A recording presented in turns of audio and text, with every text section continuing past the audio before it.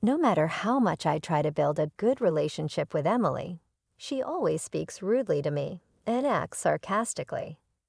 When my husband and I eagerly went to Sophie's 5th birthday party, the cake and meal Emily prepared were only for 3 people. "Emily, what about our meal?" "There's only enough for the family." "What?" "I don't have food for stingy people." She waved the gift envelope I had just given her. "Giving $1,000 for your granddaughter's celebration. Are you kidding?" My dad gave her $1,000. At least $2,000 is the norm. I thought it was a standard amount. I've had enough. Can we cut ties after today? Emily said this with a beaming smile. My parents are enough for me. We don't need you guys. In fact, you're in the way. My husband Dan and I looked at each other. Shall we go home? Yeah, I clenched my fist. No more patience.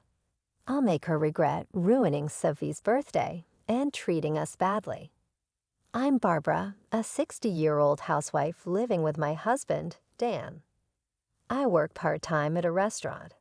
Since our eldest son, Mike, landed a job at a big corporation, we felt a weight lifted off our shoulders. On weekends, Dan and I enjoy going to movies and traveling just the two of us. Dan is kind and Mike is considerate and serious. I felt blessed but secretly worried about Mike not showing any interest in marriage, even in his late 20s. I wanted to be called Grandma someday, but I understood that many young people nowadays choose not to marry. Just when I was about to give up, Mike brought his fiancée home. She was Emily, the daughter of a well-known local business family. They met at a cafe near Mike's workplace. Emily, not keen on office work, was working there part-time for social experience, as her cousin would take over her father's business. She seemed like a beautiful and capable woman, the kind to take the lead with Mike. After they got married, they had a daughter, Sophie. The next year, living in an apartment in the same city. They visit us during holidays, bringing Sophie along. Dan and I adored Sophie immensely, and Emily seemed happy to see this. But our initially good relationship with Emily started to crack, beginning with her requests. As usual, the family came to visit. Taking advantage of Dan and Mike going shopping, Emily confided in me. Sophie has sensitive skin, so we have to be careful with clothes. Good quality ones are pretty expensive. Was she hinting for me to buy baby clothes? I wondered. Mike earns well above the average salary for men in their 30s. If he knew she wanted to buy clothes for Sophie, he'd surely agree without a second thought. Maybe they're saving for the future and don't want to spend from the household budget. Also, I thought her family was wealthier than ours, but maybe it's hard to ask her parents for money. Speaker 1. Emily, do you want some clothes? Hesitantly, I asked and Emily's face lit up instantly. Yes, I love this brand. It's so cute. Famous actresses often dress their kids in it. She showed me a picture on her phone, and I was stunned. A short-sleeve t-shirt was $140, a lace dress, $200, and brand logo ballet shoes. An astonishing $2,000.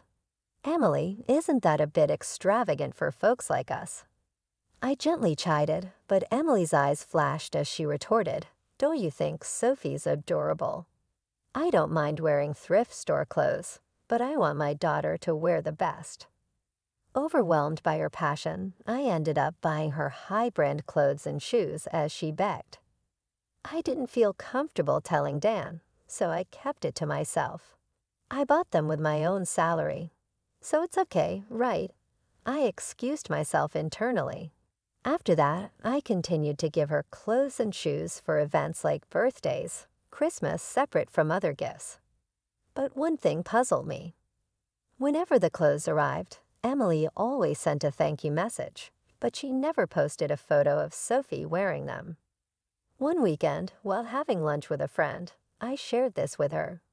She thought for a moment, then showed me a flea market website. Is this? I exclaimed in surprise. The same items I gave Emily were listed 2 days after I sent them. The same items you bought for your daughter-in-law. Yes, the spring limited edition, no doubt. And they're unopened. I always shop here for kids' clothes, so I keep an eye on it. This brand is popular, so unopened items sell for a good price. My friend said, frowning, I remember this seller's username. It's unique. They list high-brand items several times a year. Maybe they're selling gifts they received. I felt bitter. This could be a coincidence if it happened just once. But if it keeps happening, it's safe to assume Emily is secretly selling the clothes I send. Or perhaps she's been having me buy them with the intention of selling them all along. As I kept checking the website, I noticed that 2 days after I sent clothes, the same items would always appear listed under the same username. Last Thanksgiving, when I visited my eldest son and his wife, I finally told Emily I'm going to stop sending clothes after this time. Why? Emily puffed her cheeks, stands against it, says they're too pricey for kids' clothes. But don't worry, we'll still give toys and gift cards like before, I explained. Having discussed this belatedly with Dan agreed with me. Emily's a stay-at-home mom. She's probably selling the clothes for extra cash. If it's hard to say no, just use my name. Thanks, I'll do that. Sure enough, when I mentioned Dan's name, Emily swallowed her complaint. She's not comfortable with quiet Dan. Fine. But your husband's stingy. She spat out bitterly. But after that, she stopped asking me for kids' clothes. There were other troubling things about Emily's behavior. She's either germophobic or just doesn't like me.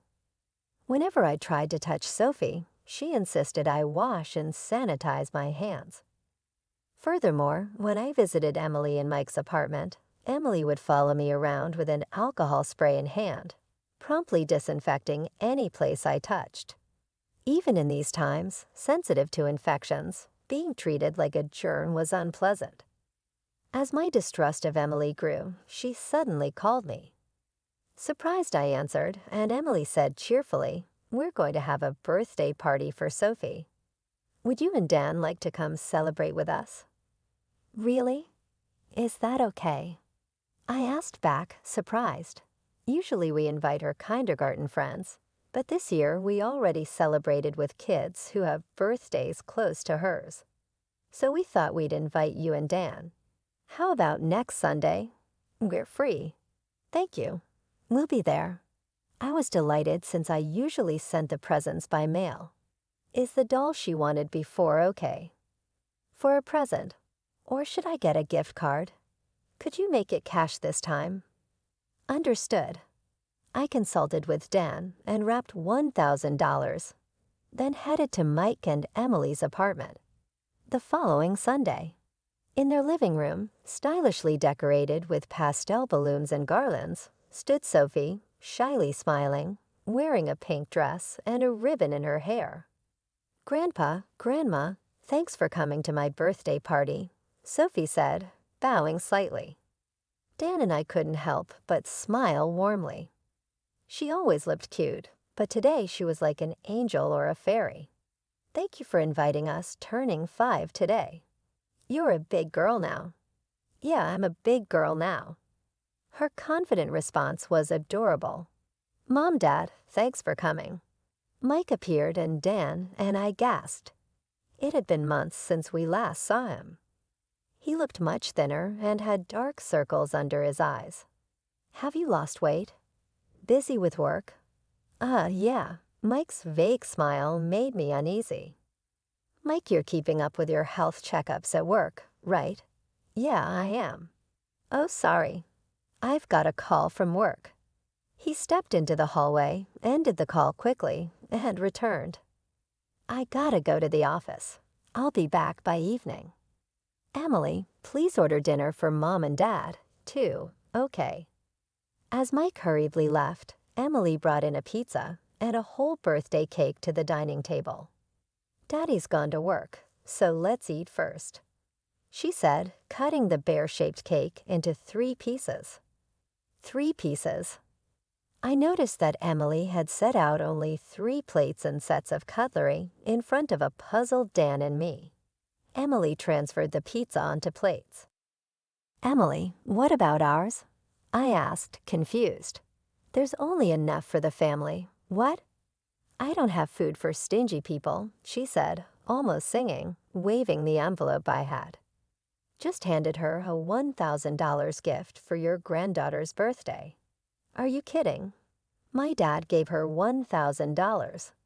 At least $2,000 is the norm." I thought it was a normal amount. She looked at me and laughed derisively. "Normal? Oh, I guess for people working in small factories or part-time housewives, it's hard to give $1,000. My apologies. Hey." Dan's face changed color, but Emily ignored him and kept talking in a mocking tone. "Well, I knew this family was poor before we got married. The house is shabby, the interior old, and the whole family stingy. It's almost funny how much this is a mismatched marriage. But it's worse than I expected." Anger bubbled up inside me. Mismatched marriage. She was the one who pursued Mike and started their relationship. I shouldn't be treated this way. So I've always been thorough with disinfecting to prevent your poverty germs from spreading to us. It would be terrible if the daughter of a company president and Mike, working at a big corporation, got tainted with poverty. That explains why she was always vigorously wiping her hands with disinfectant wipes until her skin almost peeled. But I've had enough. Can we cut ties after today? Emily said this with a full smile towards Dan and me. Just having my parents is enough. We don't need you guys. In fact, you're in the way. Dan and I exchanged glances. I thought he would be angry, but he seemed more exasperated and detached than anything. "Shall we go home?" "Yeah." As we headed to the entrance, feeling weary, Sophie came running after us, looking confused. "Grandpa, Grandma, are you leaving already?" "I was looking forward to playing with you," Sophie said, tears starting to fall. My heart clenched. I kneeled and hugged her. "I'm sorry, dear. We're leaving today, but we'll come to see you again soon. Be good and listen to your mom and dad. Until then, okay. Okay, I understand." As Dan patted Sophie's head, Emily stood behind him with her arms crossed, glaring at us. Dan and I left Sophie's place with heavy hearts. In the evening, Mike called me when I got home. Sophie's eyes were all swollen. "Seems like she cried a lot after you two left." "Is that so?" "Mom, you left because you had a stomachache, right? It can't be helped." "Did you go to the doctor? It's better now." "Thank you." Mike's kindness warmed my heart. Compared to him, that daughter-in-law. After hanging up, I felt a surge of anger and clenched my fists. Emily probably doesn't care that Sophie was sobbing because she drove us away. No more patience. I'll make her regret treating us badly and ruining Sophie's birthday.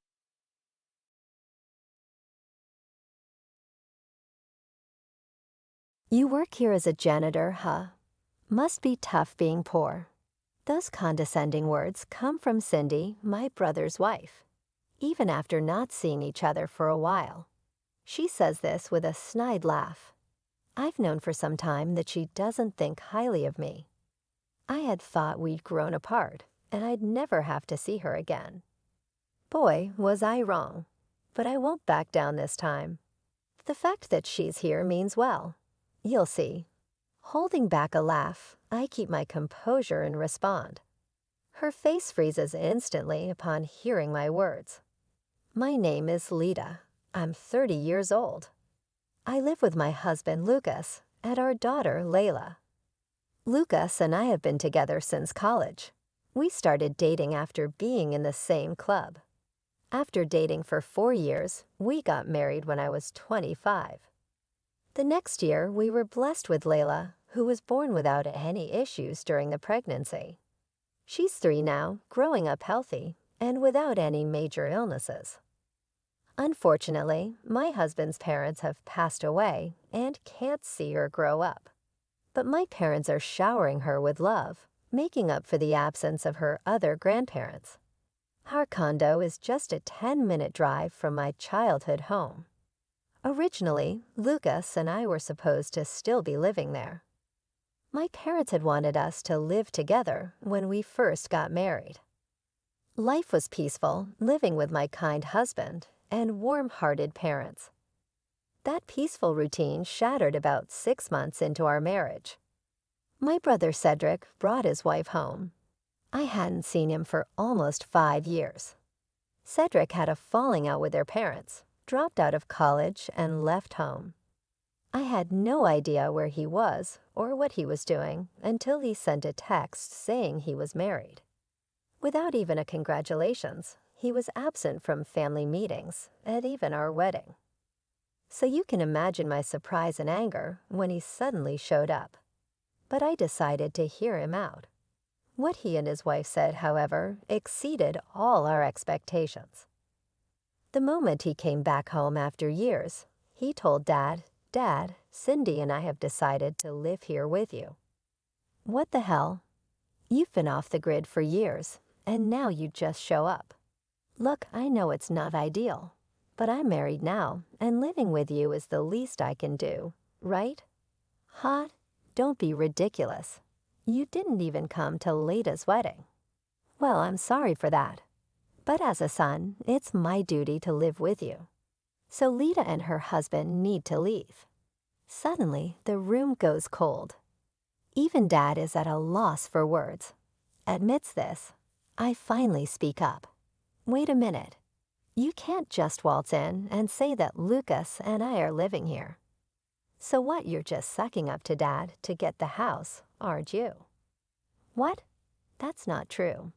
I just want to live with my parents. Listen, you're just a daughter. A son, especially the eldest, like me, takes priority, even for living arrangements. Just because you're the son. Just because you're the oldest. So what? You quit college on your own. You left home on your own. I can't take this nonsense anymore. Just get out. I grabbed my brother by the arm and dragged him to the front door. We continued to argue at the door, but Cindy chimes in. Let's just go home for today. So my brother begrudgingly leaves. This has left my parents and husband absolutely drained. We're all worried about what my brother might pull next. A few days later, the doorbell rings. When I opened the door, a stranger stands there, and there's a mover's truck parked in front of the house. Confused, I asked the man, are you with the movers? I think you've got the wrong house. Nope, this is the right house. We're here to move stuff on behalf of Cedric. Cedric? My brother. So you are family? Well, excuse us then. Wait. Hold on. The mover returns to his truck and signals his crew. Then several men start carrying boxes into our house. I didn't know anything about my brother moving in. Not a word. My parents are out, so I can't confirm with them.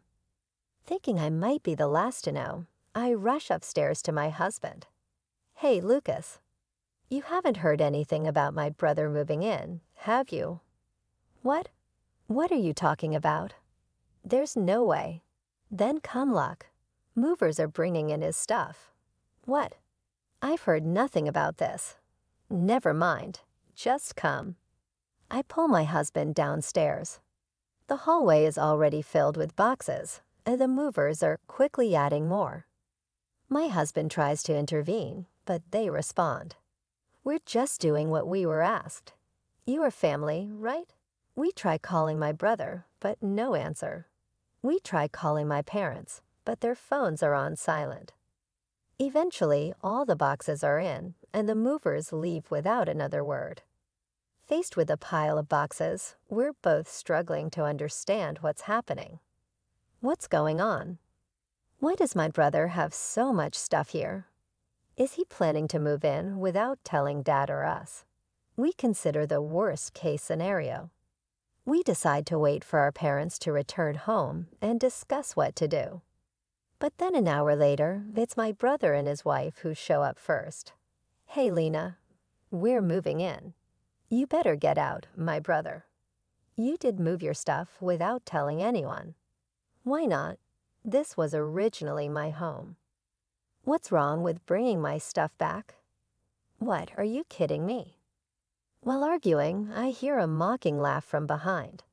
I turn around and see Cindy with a smug grin. Noticing my gaze, she says, "Oops, sorry," without a shred of sincerity. And then she taunts me with an audacious statement. "So you must be Lita, right? Can't listen to Cedric or something. How childish can you be?" Excuse me. What's this about? For the record, my brother left college on his own terms and moved out. Why bring this up now? Haven't you heard? Cedric moved back in to live with your parents. He's such a good son. Look, we never asked for this.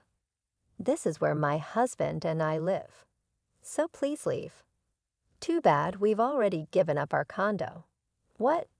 Anyway, you guys are the ones who have to leave, not us, so good luck. Cindy then starts unpacking with my brother. Later, my parents return home and argue with my brother. But he and his wife refuse to leave. From that point on, life becomes a living hell. Every day, my husband and I are insulted by my brother and Cindy. They freely use and break our clothes and accessories. When we ask for an apology, they dismiss it with, "We're family, so what's the big deal?" Even when my pregnancy is confirmed, she says, "Lita, you're just a housewife, right? And Lucas's company is just an average one. Your child is going to be born into a poor family. That's so sad. Why are you having a baby before us?" Read the room.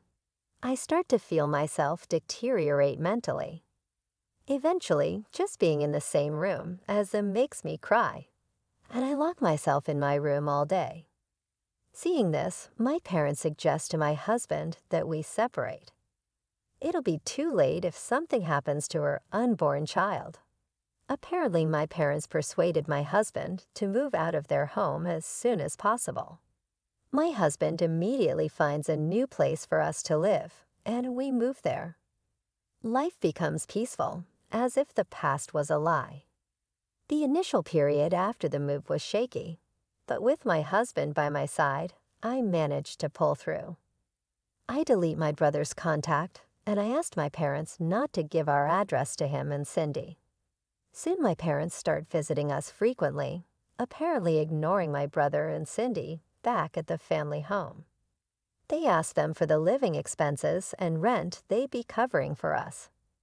When my brother and Cindy refuse to pay, my parents start throwing their belongings out into the yard, unable to tolerate this treatment. They finally move out. It's been nearly 3 years since, and I haven't seen them. We consider living with my parents again, but we never know when my brother might show up. With that in mind, living at home was not an option for me. Also, our family home is aging. Recently, the possibility of my parents moving into our condo has come up. So there it was another day. I was heading out the front entrance for some shopping when I saw a familiar face. The moment I saw her, bad memories came flooding back. Oh my gosh, is that Julieta? Oh my, it was Cindy who approached me with those words. "Why are you here? Why wouldn't I be? I'm here to check out this fancy apartment building. Check it out. You're not planning to move here with my brother, are you?" Well, that's a secret, but running into you is a total surprise. Still struggling financially? Huh? Excuse me. Struggling with that? Cindy cracked a smug grin. Then she pointed at my outfit and went on that cheap-looking sweater. "And those skinny jeans must be tight on money to be walking out of here like that, right?" "What are you talking about?" "Oh, you poor thing. You have a kid now, don't you? That's just so sad." "What's sad about it?" My husband and I are happily raising our child. Don't get all defensive. Someone like you with no redeeming qualities shouldn't even be having a kid. Talk about delusional. Cindy burst out laughing. That was the tipping point. I'd had enough. Nothing had changed since I last saw her. Actually, she seemed even more focused on bringing people down. I couldn't stand it any longer. I'd had enough. I opened my mouth to speak, steeling myself for whatever came next. Look, what's your problem? I get that you don't like me, but can we just not get involved with each other? What's the rush? Scared. I saw you at your most pitiful, pitiful moment. What are you talking about? Don't play dumb. You're a janitor here, aren't you? Must be tough being poor. Turns out she thought I was a janitor here, not a resident.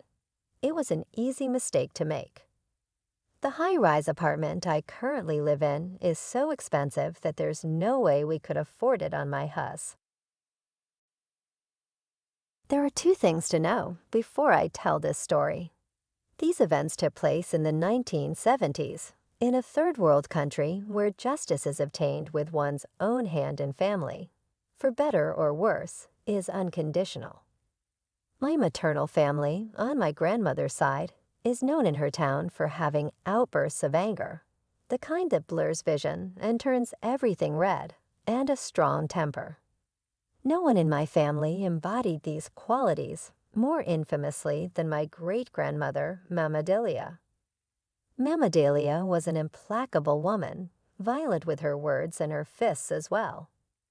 With Mama Delia, my grandmother, her siblings, and later my father's generation, making a mistake, no matter how small, was a death sentence. Mama Delia was married to my great-grandfather, obviously, a magistrate of the Supreme Court of Justice of my country, and according to my father, a good man and highly respected by all. But the moment that he walked through the door of the house, his authority ended and my great-grandmother's tyrannical rule began. Nothing was done or undone without her will, and as you can imagine, my grandmother and her siblings resented her greatly. Mama Delia has been dead for 40 years now, but stories of her are still told at all family gatherings. They also say that everyone in my family, my grandmother, who if you knew her you would say I'm lying, she is a sweetheart, and her children inherited her choleric gene that comes out from time to time in an explosive and memorable way. My great-grandparents had 4 sons, but only one is relevant in this story. Jose, not his real name. Jose was the second and the most rebellious of them all, the one who could not stand Mama Delia's mistreatment, and he let her know it all the time. He was the only one who stood up to her, and consequently the one who suffered the most. It was when Jose turned 15 that he decided never again to let himself be mistreated or abused by her. And of course, Mama Delia had something to say about it. I don't know exactly the details, but something my uncle did that upset her deeply. Years before, Mama Delia would have responded with leashes and screaming, but since my uncle was already 15, he was taller and stronger than her mother. She had to resort to an alternative tactic. She decided to call a policeman to the house. And what was her instructions to the policeman? To give my uncle the beating of his life. That was the last day my great-uncle lived at his parents' house. But where I come from, family is the most important thing, impossible to escape. 4 years later, my great-grandparents had moved to their new house in another part of town. Next to them lived the Cordovs. The parents, normal people, but the son, Reuben, was another story. Reuben was about 25 years old. Reuben did not study, nor did he work or helped with household chores. I don't know for a fact, but I can imagine it. Reuben spent all his time and energy on 2 things: growing his muscle mass until he looked like an Andy and Arnold Schwarzenegger, and insulting my grandparents every time he saw them walking down the street. My dad couldn't tell me why, Maybe Reuben was just like that, or maybe Mammadelia said, or did something to him at some point. I wouldn't be surprised either. What he did tell me was that Reuben's aggressiveness towards my great-grandparents was so extreme that he wouldn't even let them walk on his side of the sidewalk, claiming it was his. My great-grandparents never did anything about it. My great-grandfather had his first child at 46 and my grandmother at 36, so they were already old by then. And for some mysterious reason, they never told anyone what was going on with Reuben either. This is where Jose comes in again. His relationship with his mother was strained and conflicted, which did not stop him from visiting them every so often to see his father and his 3 siblings. That day, my great-grandparents were returning home, and of course Reuben's shouts, insults, and obscene rudeness were there to accompany them as they opened the door to their house. What he didn't count on was that Jose was arriving at the same moment and heard everything. The world went first black and then red. Like a worthy son of Mammadelia, Jose exploded. He lunged at Reuben 3 times. All 3 times, with a blow to the face, Reuben knocked him effortlessly to the ground. Faced with such a beast, anyone else would have abandoned the fight. Jose did not. Jose was used to the pain, the blood and the bruises that remained weeks later. Jose had lost his fear of confrontation years ago. Jose stood up one last time, under Reuben's insults and taunts, and charged him. I don't know how he did it. Perhaps Reuben had let his guard down, but he managed to land a kick on his opponent's shin. Reuben did not fall to the ground completely, but he was destabilized. Reuben did not know it, but he had already lost. My great-uncle climbed on his back, as if riding a mad bull at a fair, grabbed him by the head, and slammed him repeatedly against the pavement. The smashed face, the teeth scattered on the ground, and the torrent of blood were not enough for Jose. What he did next was to grab Reuben by the hair and drag him up and down the street, twice, until my older great-uncle stopped him. The story ends with Reuben in the hospital, his face unrecognizable and deformed, and my uncle disappearing for a week to avoid any kind of retaliation. Never again did my great-grandparents have problems with Reuben, although Jose's relationship with Mammadelia never improved despite what happened. Next story. I'm a woman in my 30s with a reasonably good corporate-type job in a field with lots of room for growth, and am recently back into the dating scene after a decade.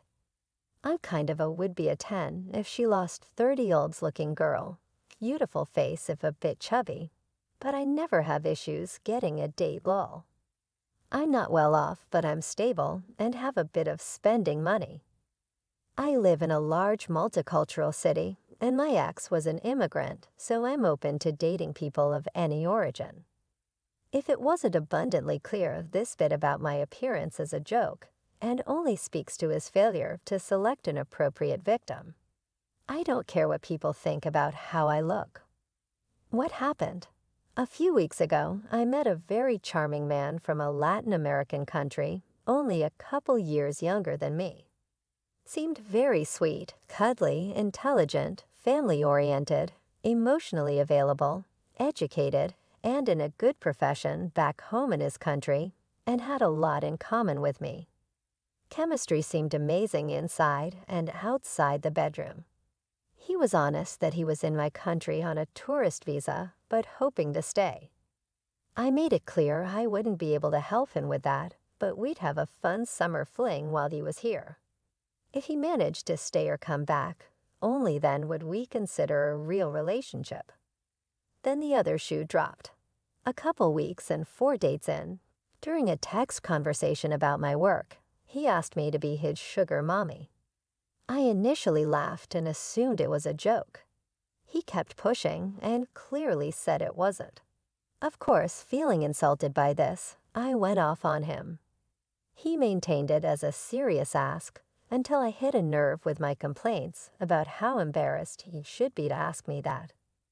Then he got angry and insulted me for thinking he was serious about it. No apology for being hurtful to me. Obviously, what I did next was take screenshots and cry about it to my closest friends. I was hurt that I was fooled into thinking he liked me and that he thought I needed to pay for a man. My friends started the fuse on what happened next. One of my friends started snooping more on his online presence. Together we found about 6 different Instagram accounts that were him using different variations of his name and different photos of himself, all uploaded in batches. On Facebook, a similar pattern, all very scammy and suspicious looking. He'd been foolish enough on one of his profiles, though, to follow and tag the employer that he was working for illegally on his tourist visa in my country. So I contacted another close friend in a local law enforcement agency that works with immigration. She looked up his file. He had a wife and daughter at home. I released the hounds after that. The friend who helped me investigate online made several group chats on multiple platforms with all of his family, immediate and extended, and friends. She released all the screenshots as well as a rant about how shameful it was. As they started blocking her, she added more people. I found his sister's phone number. She sent her messages on there too. Everyone he knows, including his wife, know he's unfaithful and trying to take advantage of women. 30 minutes after the online bombardment started, I got a rude message from him about how I should be smart enough to know he was joking and he doesn't need to sell himself. I didn't reply. Next step. Online immigration reporting form with all the info we found. Work info, employer name and address, his home address, full name, job, photos, screenshots admitting to working. Usually these reports take months to be reviewed, if at all, but I gave the file number to my law enforcement friend. 2 days later, law enforcement officers visited him at home. They found him with a phone number that was issued to a local resident. All his roommates also had numbers issued to the same person, a direct link to the employer. He received a caution for trying to scam me, a no-contact order and a flag on his immigration file that, based on his country of origin, will likely mean he can never return, as well as a strict warning to not work without authorization. His roommates also received warnings. His employer received a visit next. They found significant proof that they'd been employing him illegally, as well as multiple other people. Their investigation is still ongoing, but so far they are likely to receive tens of thousands in fines or possible jail time. The guy isn't getting deported because the government would have to pay for it, and proceedings take longer than his remaining visa time, but he's now upgraded from a flagged file to a multi-year ban on re-entry to my country. If he bothers me again, though, he will be deported as well. Next story. In my country, high school starts at the age of 15 and lasts 3 years. I was a year early, so I was 14. During the first weeks of school, a guy in my class, for the sake of this story, I'll call him Connor, approached me, and we started getting along to the point we quickly started dating. Little did I know Connor would become my worst nightmare for the next 3 years. He was 17 when we met, and just like a lot of guys this age, he was obsessed with doing it. He pressured me into having my first time with him, and he broke up with me right after I eventually gave in. After that, none of our next intercourses were consented. He was very manipulative and gaslit me into believing I wanted everything that was happening to me. It took me a while to understand what he was actually doing. In fact, I only got it after hooking up with another person at the age of 17. Before it finally hit me, he had his way with me more than 50 times. During our second year of high school, he made the mistake of forcing himself violently on my best friend. She ended up getting an abortion because of him, and I started plotting my revenge. Originally, it was supposed to avenge her, but it ended up working for me as well. I noticed that not only he would only approach the first years, even if he was 20 when I graduated, but he would also target the youngest girls among them too. He was repeating me how much more attractive I was at 14 than 17. So knowing that it was pointless to tell the police, because in my country only 0.4% of all complaints of rape, where victims are less than 15 end up in a sentence, I ruined his reputation. I told every single one of his acquaintances that he was a rapist, and to protect my best friend I told everyone I was the one he had violated, which wasn't really a lie. The rumor spread like wildfire, and after a few days, even the teachers were looking at him with disgust. He was isolated, and the only reason why he wasn't bullied was because he is 6'3" 190 tall. I could have stopped there, but I didn't. When we were third years, I knew exactly which universities he applied for. By snooping in Connor's bag, I found his application numbers. So using those, I contacted every single university he applied for and explained the situation, providing screenshots of his conversation with my best friend, where he was threatening her with a defamation case if she attempted to press charges against him. She had sent them to me to rant about him, and I had kept them all this time. All of them thanked me, and he ended up not being able to get in any university. He had to repeat his third year because of that, in an establishment where everyone knew what he had done, and all the first years would know that they had to avoid him at all costs. The next year, since I wasn't there to foil his applications, Connor was accepted in a university that I hadn't contacted the previous year. Unfortunately for him, I ended up learning which university he was going in and repeated the same process. There were former students of our high school in the university he was going to who spoke up to the uni's mental health center about the inappropriate behavior he had with them and told them what kind of rumors there were against him. Since I had provided proof that the rumors were true, Connor was permanently expelled for the safety of the female students attending the university.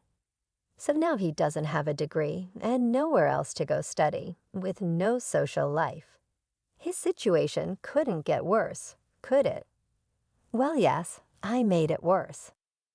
Connor tried to move to another region where no one would know him and pass a diploma to work with kids. However, Connor is a phone addict and couldn't help but share on his social medias that he had passed his diploma and started working as an educator for troubled kids and preteens. Little did he know, I had created an account pretending to be one of his only remaining high school acquaintances, who I knew was chronically offline.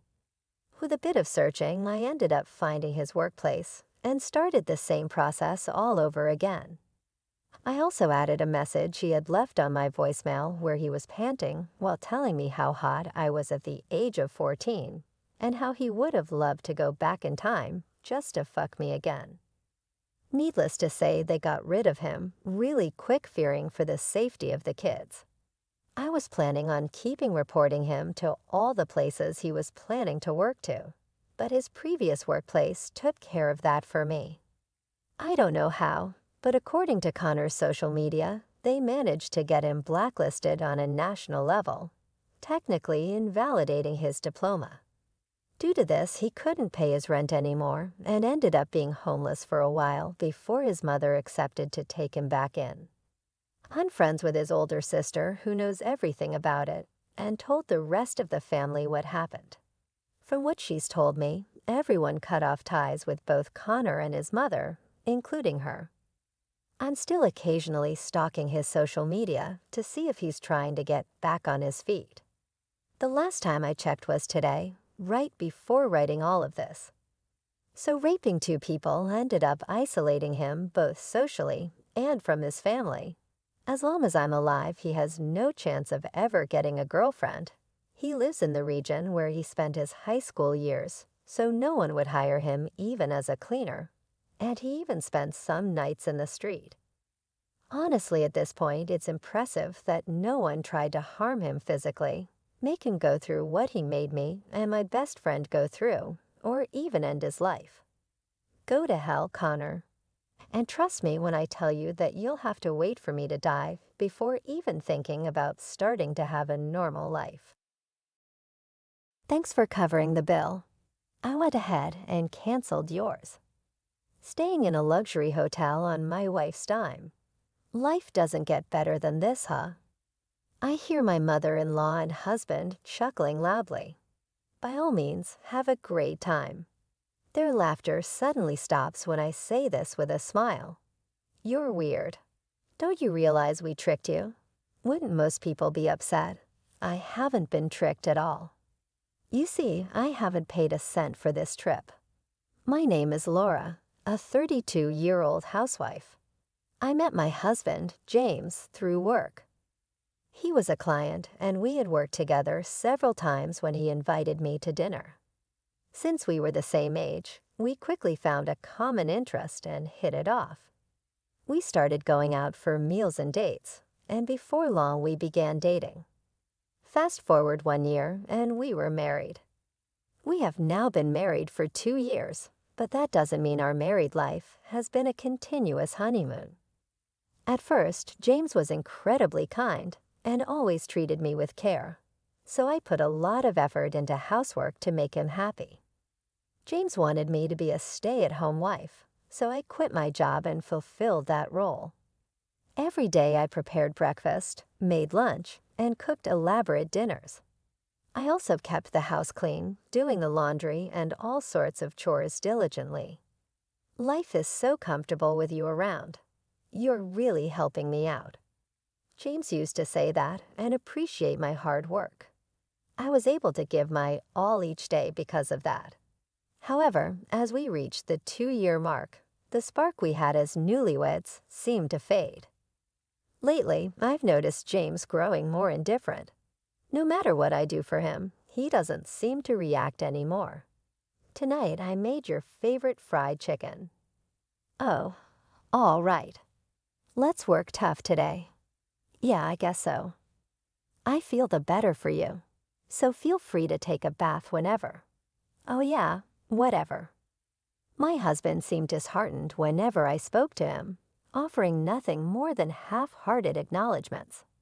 He used to come home from work on time when we first got married, but he's been coming home later and later. He also started going out for drinks without telling me, which often resulted in wasted dinners I had prepared.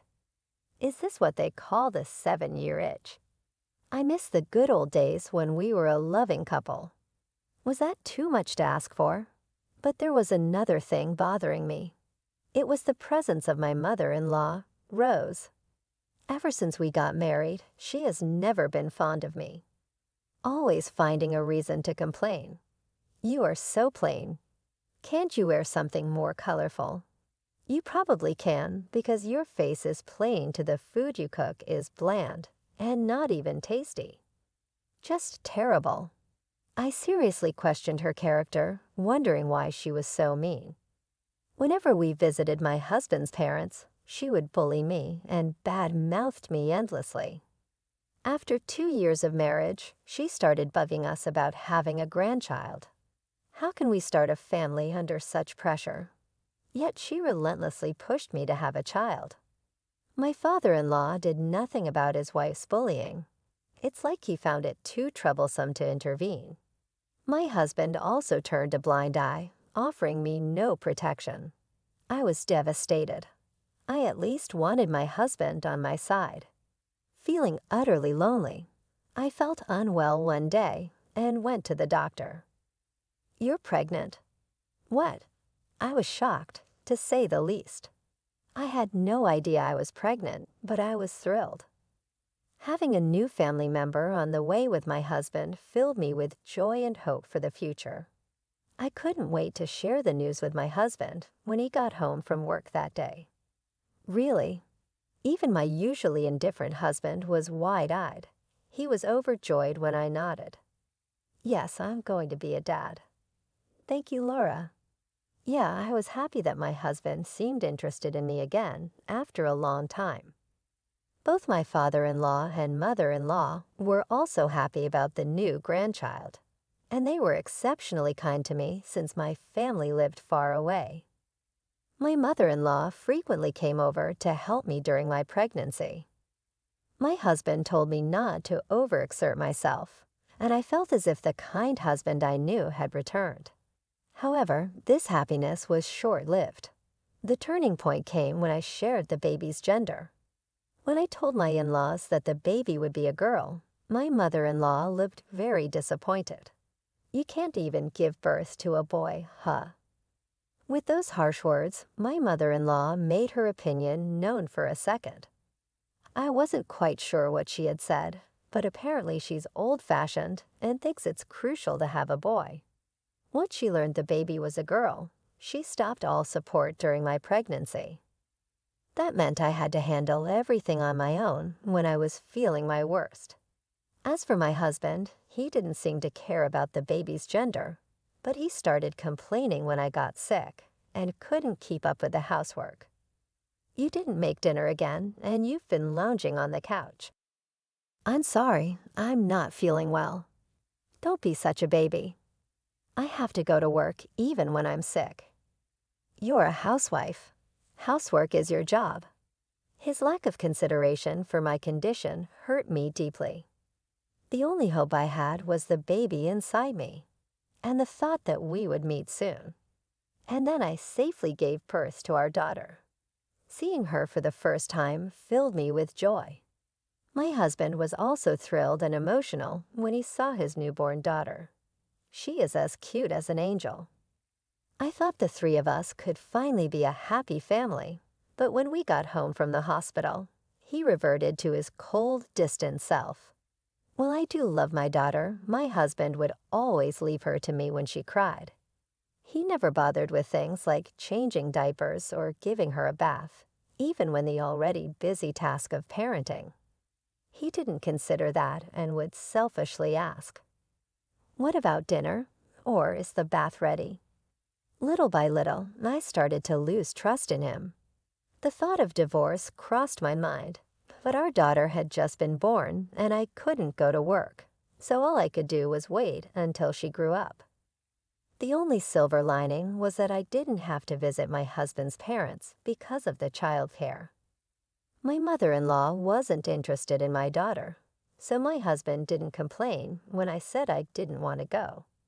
Time flew by while I was focused on raising my daughter, and before I knew it, she turned 3 and she started talking. My husband became more interested in her, though our relationship had cooled. I appreciated his effort as a father, but something started to bother me. Over the past year, he had been acting strangely.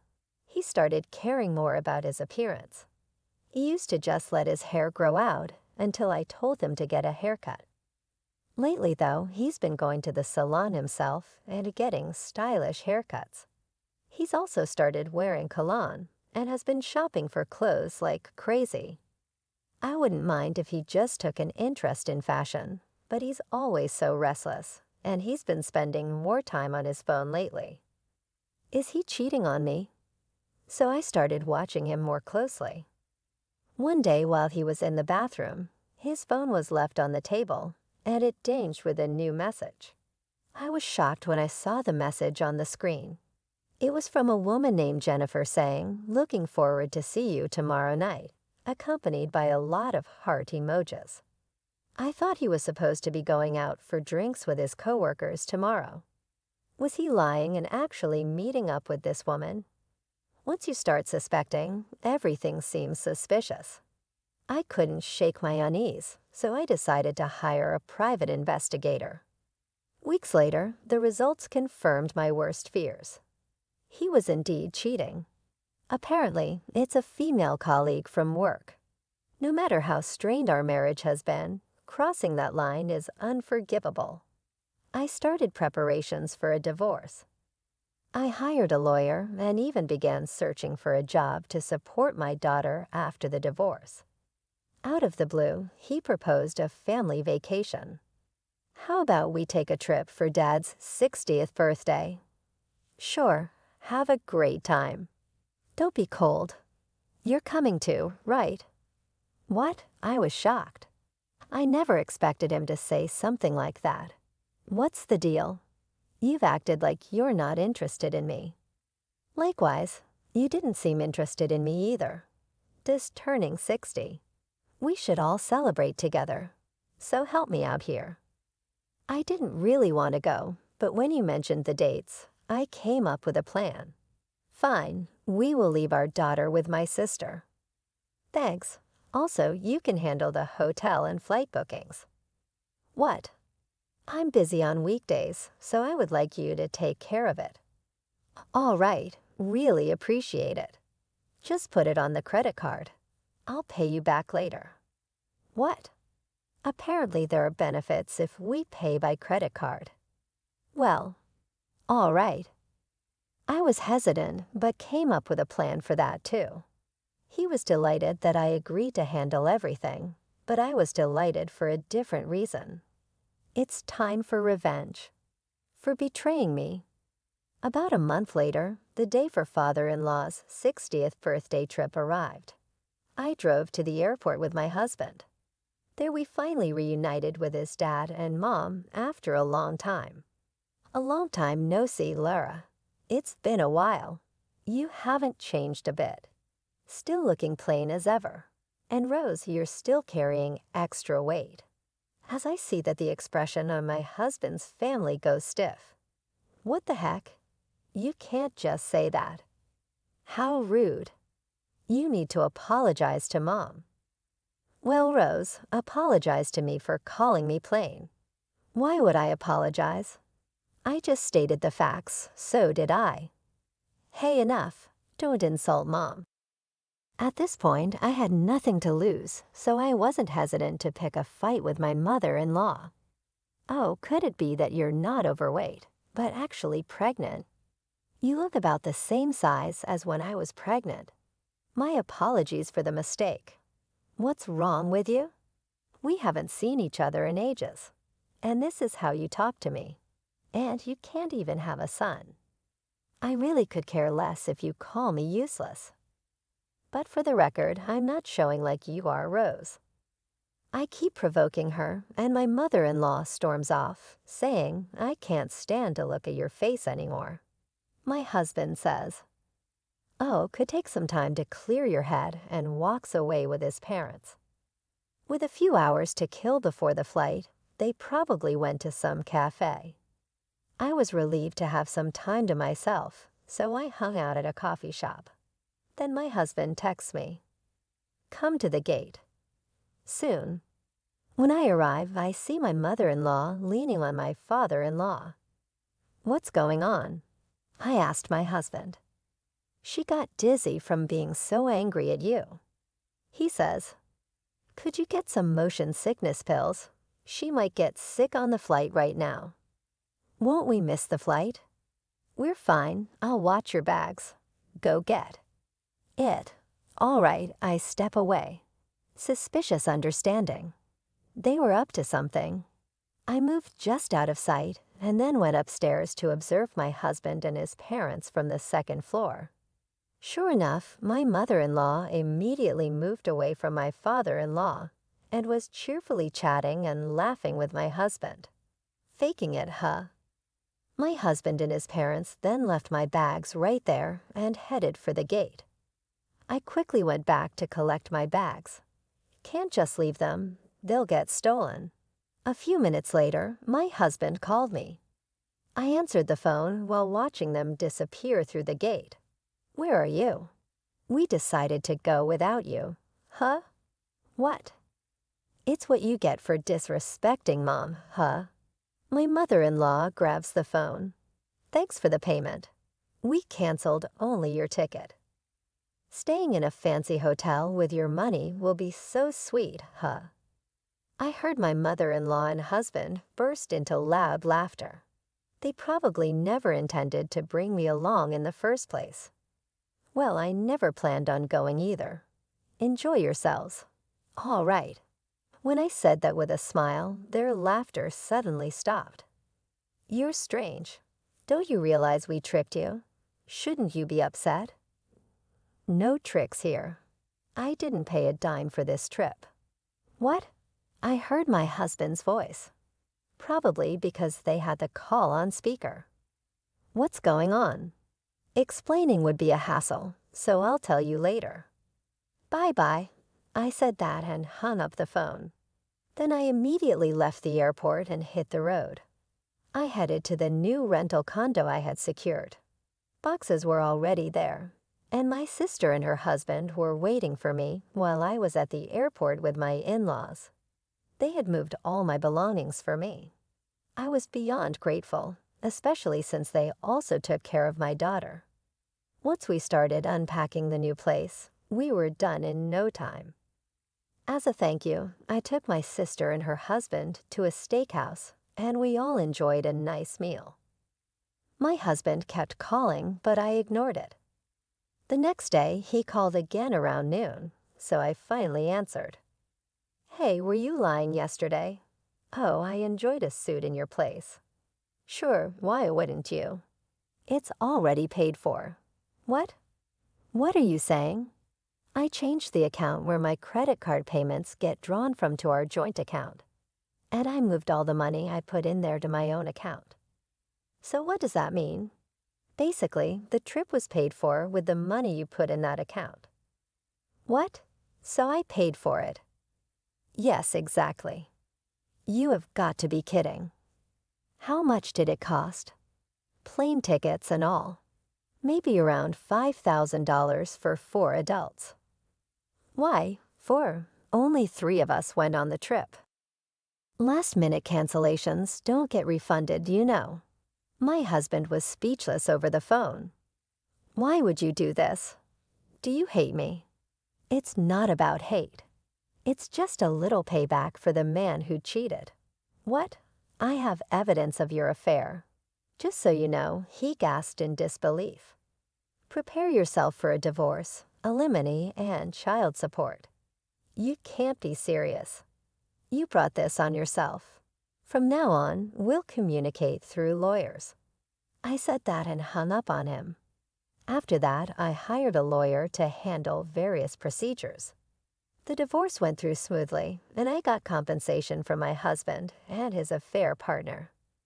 I switched the credit card payment back to my account after the travel expenses were paid. Of course, I'm also demanding child support from my husband. It seems he couldn't cover the payments with his own earnings and savings, so he borrowed money from parents-in-law. Parents-in-law also apparently drained all their savings by covering their son's debt. Now my husband has moved back in with his parents, and they seem to be living a poor life together. Serves them right. I have no intention of letting my daughter meet her ex-father, and I haven't told him where we have moved. Mary's such a terrible man. It's regrettable, but I'm grateful for the opportunity to have met my daughter. From now on, I plan to live happy days just with my daughter.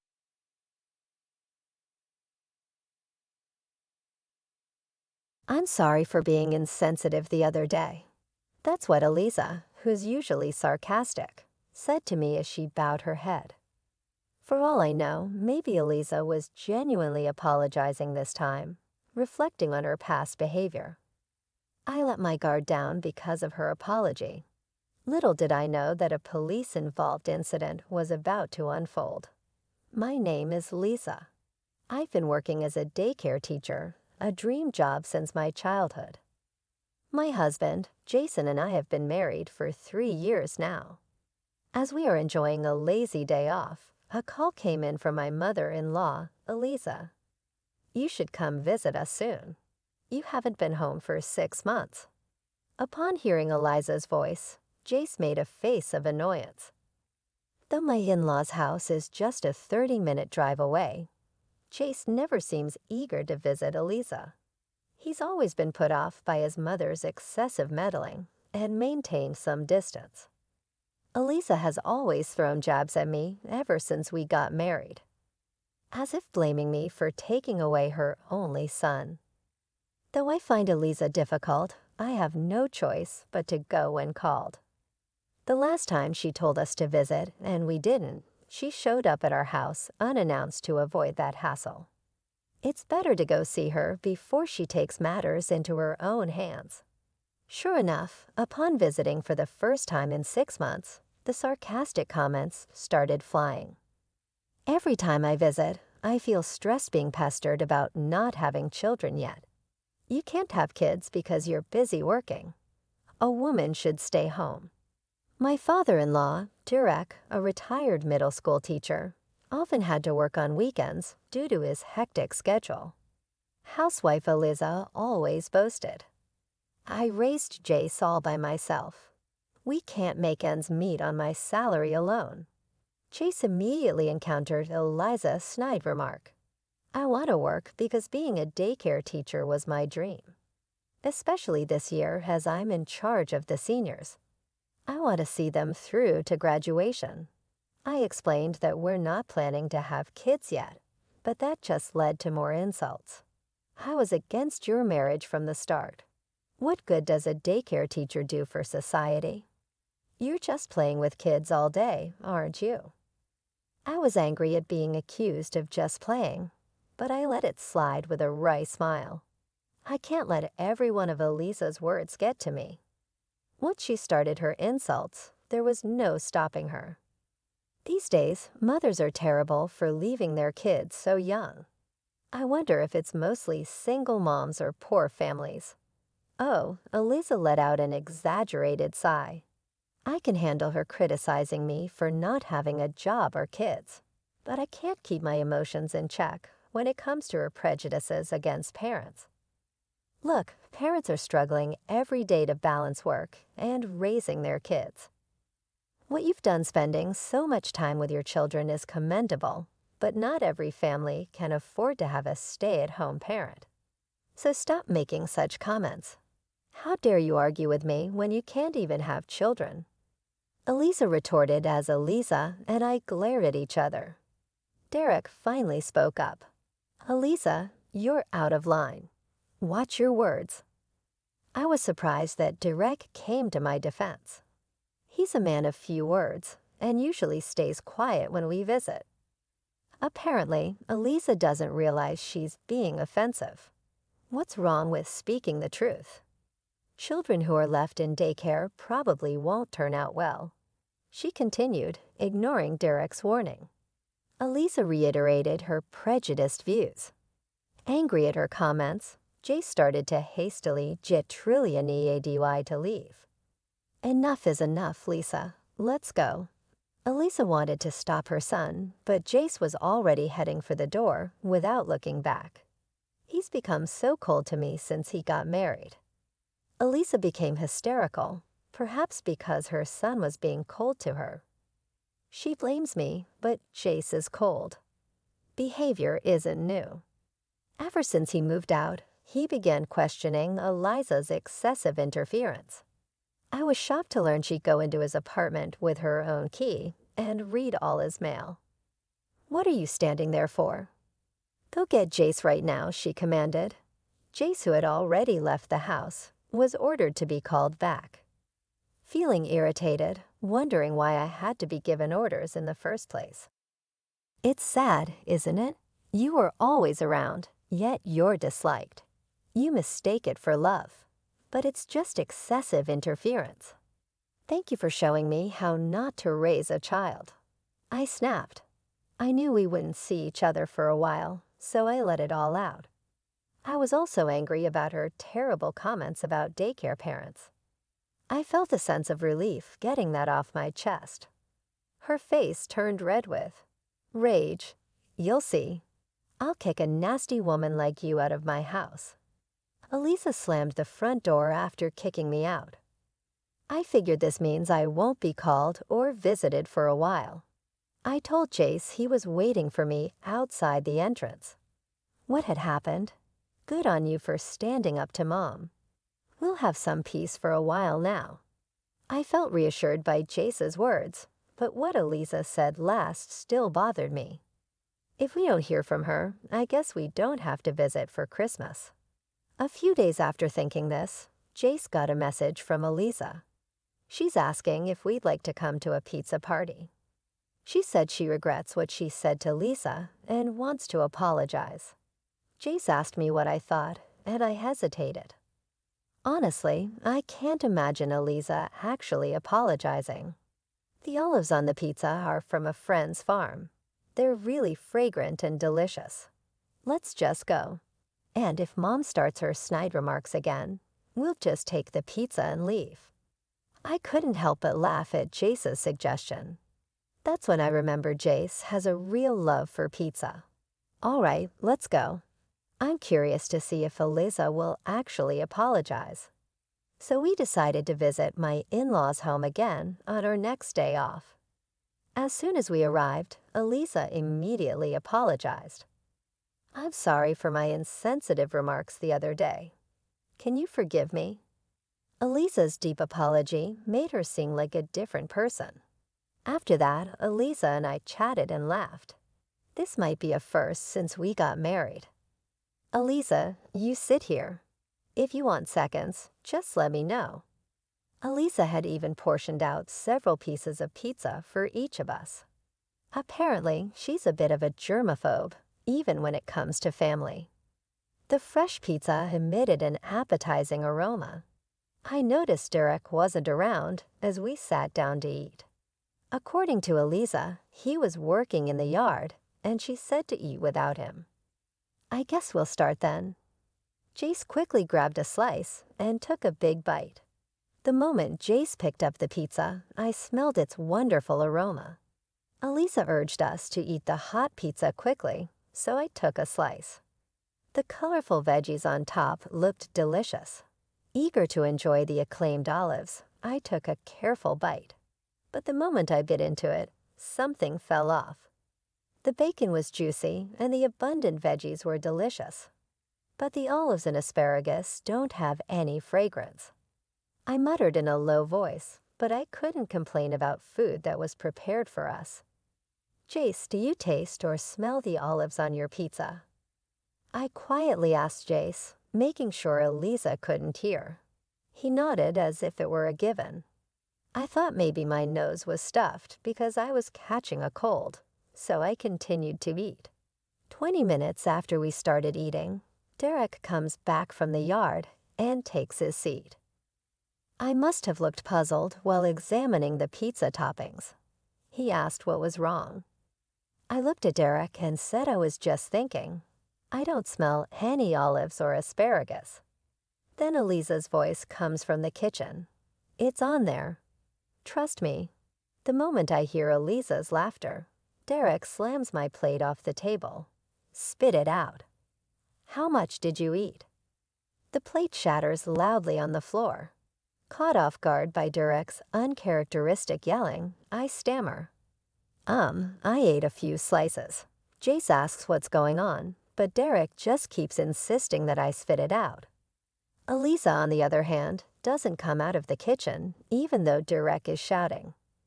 Confused, I get up to head to the bathroom and feel incredibly dizzy. I rush to the toilet and throw up repeatedly. I start sweating profusely and collapse in the bathroom. Call an ambulance now. I hear Derek instructing Jace, and it sounds like he's also yelling something at Eliza in the distance. Next thing I know, I'm lying in a hospital bed. Apparently, I fainted temporarily due to dehydration from vomiting so much. You're going to be fine. We got you treated right away, Jay says, looking almost in tears as he explains what happened. Turns out the pizza I ate contained red spider lily, a plant considered poisonous. While it's known for its beautiful flowers, the bulb resembles olives, and the stem looks like asparagus. To an untrained eye, it could easily be mistaken. Quick thinking, Derek had sent a portion of the pizza with Jay's to be analyzed, revealing the presence of red spider. Lily, is Jay's okay? I was concerned as he had been eating silently. We had all the pizzas checked, but Jay's hesitates. The only pizza that had red spider lily was yours, Lisa. Chills run down my spine at this revelation. Meaning someone intentionally fed me the poisonous plant. And the only person who could have done that was Eliza, who made the pizza herself. The doctor at the hospital says they need to report the food poisoning incident to the health department and asks for details. After hearing the situation, the doctor clearly thinks Eliza's behavior is suspicious and suggests contacting the police. Jace agrees but says he needs time to process everything. I can't think of her as my mother anymore. She's a criminal. What would have happened if Dad hadn't noticed? I recall seeing news about people dying from consuming red spider lily. The thought that I could have been one of them terrifies me. First, I want to talk to Derek. I'm too scared to speak with Eliza right now. When we leave the hospital, we call Derek. He had left multiple calls and messages. However, what's even more terrifying is that there had been no communication from Eliza. "Are you okay?" No matter how much I question Eliza, all she says is that she made a mistake. But I'm sure she did it on purpose. Even the usually reserved Derek seemed agitated. I've been holding back, but I can't take it anymore. She really is something. Upon hearing about Eliza's shocking past from Derek, both Jace and I were stunned. Eliza lured me in, claiming she wanted to apologize, but she intended to harm me all along. Anger surged within both Jace and me, so we decided to confront Eliza directly. When we arrived at the parents-in-law's house, Eliza was sitting there looking exhausted. She must have been scolded by Derek, yet she didn't apologize or show any sign of concern upon seeing me. I never thought Derek would catch on. I was hoping to get truly an idea of you, the audacious woman that you are. Jace snapped at Eliza's brazen attitude. "You've got to be kidding. You criminal." Eliza seemed rattled, being called a criminal by her own son. "What do you mean? I did this for Jesus' sake. If he stays with you, he'll never see his children. I'll find him a better partner. So just leave." Eliza didn't seem to feel any remorse for putting poisonous red spider lily in my food. "So you intentionally mixed red spider lily? You wanted me to lose my life. Was this premeditated?" "Yes, I did it on purpose. Red spider lily grows nearby. It's easy to get. It's a shame you didn't eat more. You would have done more than just throw up." Jace lunged at Eliza in rage. I stopped Jace and pulled out the voice recorder I had in my chest pocket. "Eliza, you've confessed to intentionally harming me, and it's all on this recorder. I'll be filing a damage report with the police." Eliza paled at the mention of the police. "What? You'd send a family member to prison?" "Yes, and both Derek and Jace have agreed. Besides, you've done the same to Derek in the past." I relayed what I'd heard from Derek. There had been a major fight over a trivial matter before the day after the big fight. Derek noticed that dinner's pizza had no smell of olives. As a former middle school teacher, he was always cautious about food poisoning and knew what could be toxic. Instantly, he thought of red spider lily. Derek faked a stomach ache and didn't touch the pizza after Eliza went to bed. He checked the trash can and found remnants of red spider lily, which terrified him because of his past experiences. He was able to quickly tell me to spit it out. I can tolerate it if it's just me, but I can't allow harm to come to someone important to my son. We're getting divorced now. Derek had been able to focus on work because of Eliza's support. She had helped raise Jace, so he couldn't easily bring himself to say divorce. He knew red spider lily had been mixed into the pizza, but never blamed Eliza before. But now he seemed resolved to give up on Eliza. Eliza, who never thought divorce was on the table, was stunned. "How am I supposed to live now? I'll give you this house. We have some savings. They'll be your retirement fund once we distribute the property." Derek continued talking about divorce like he'd been planning it all along.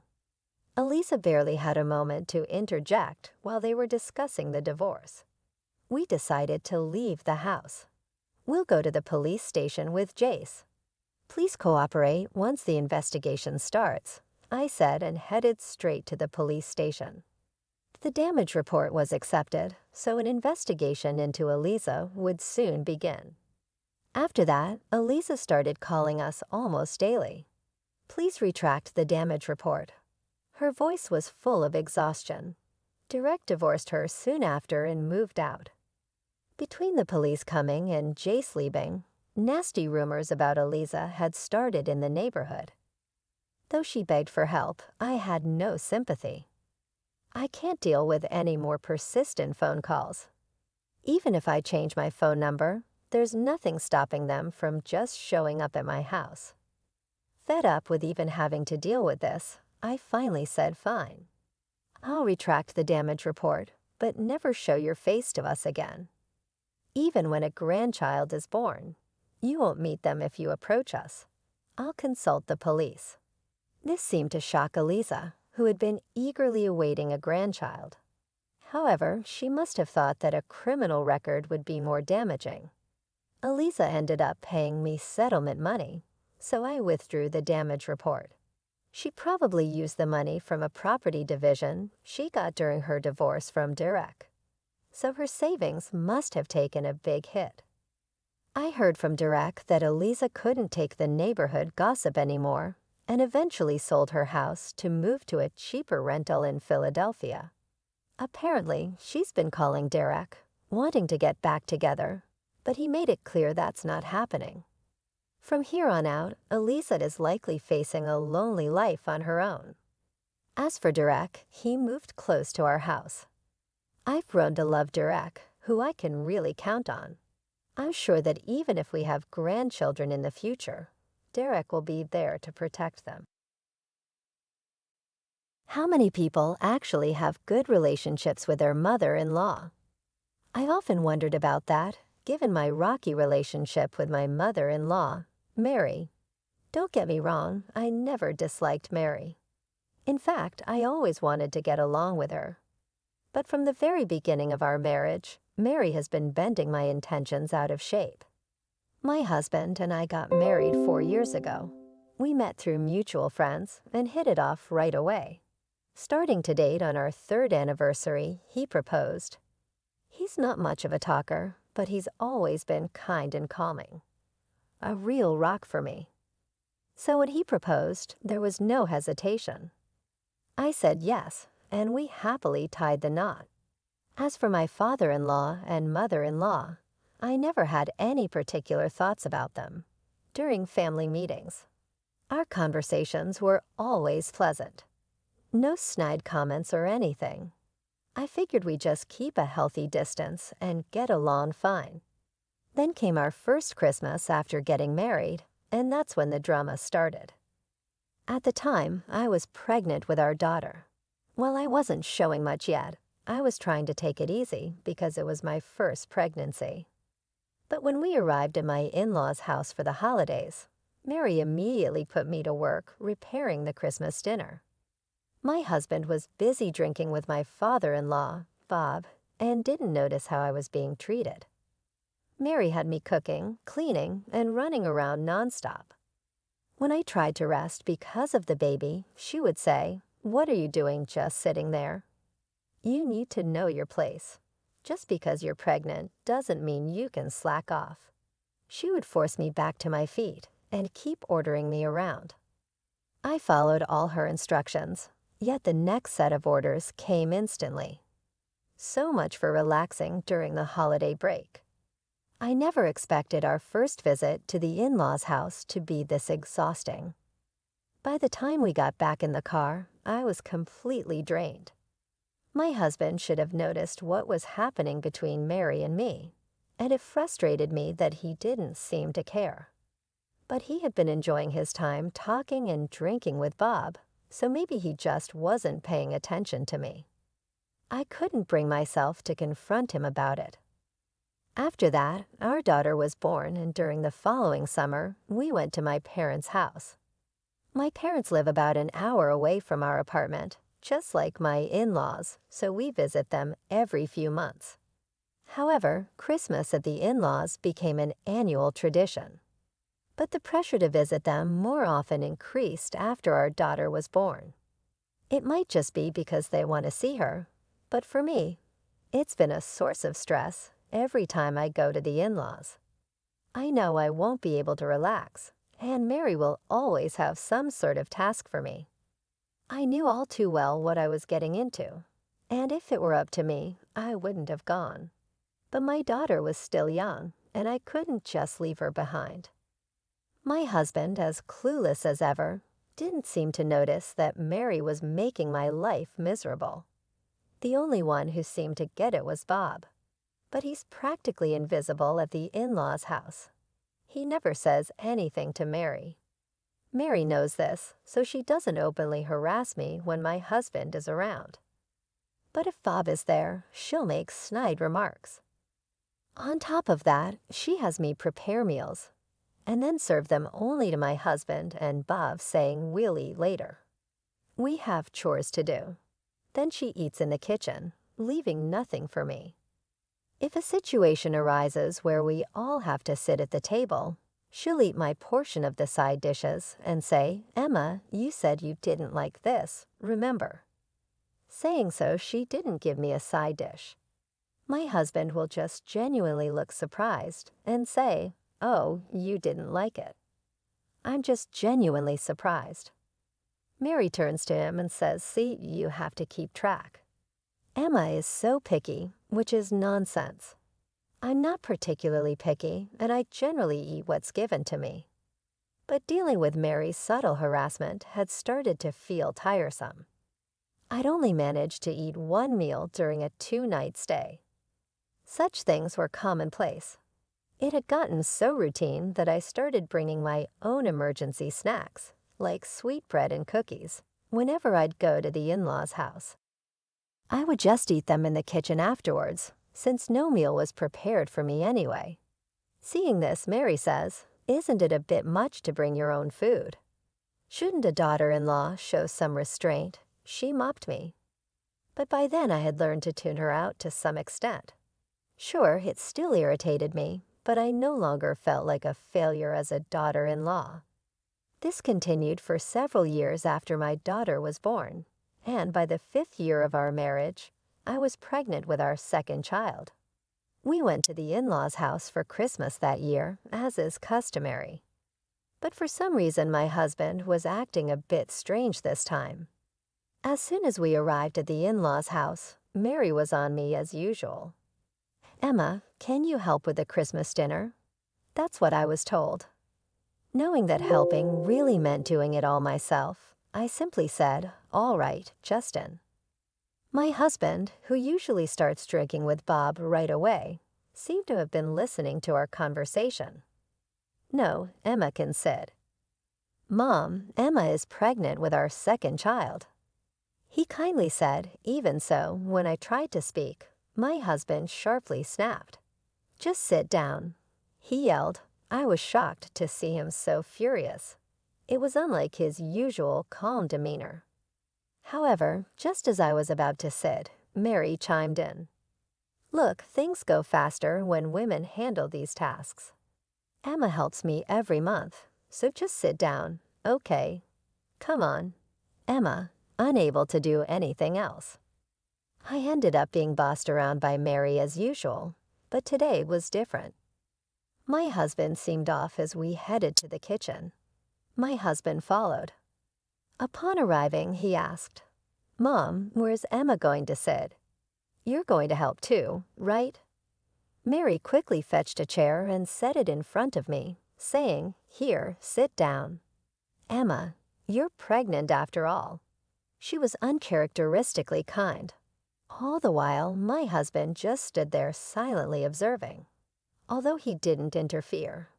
He watched us intently, but Mary grew restless and tried to get my husband out of the room by suggesting, "Why don't you go have a drink with Dad?" My husband, however, didn't budge. Our daughter's fussing caught Mary's attention. "Listen, Betty's crying. Go soothe her." Finally, my husband left the kitchen. Immediately, Mary sighed and said, "Oh, I'm tired." "Emma, just finish the rest yourself. Stand up. Pregnancy is an illness. She snatched the chair from me and sat down. But Mary's relief was short-lived. My husband returned, carrying our daughter. Mary, caught off guard, tried to stand up and ended up falling with the chair. My husband glared at her. "Why are you sitting, Mom?" "Well, Emma is standing," he said in a cold voice. Frantically, Mary answered, "Oh, my back just started hurting a bit." I just switched places for a second. She hurriedly returned the chair to me. Thanks to my husband's supervision, Mary actually helped with the Christmas dinner prep, and we finished in half the usual time. Still, my husband remarked, "This was much quicker than usual, even though you both should be working on this every year." He made such a mysterious comment.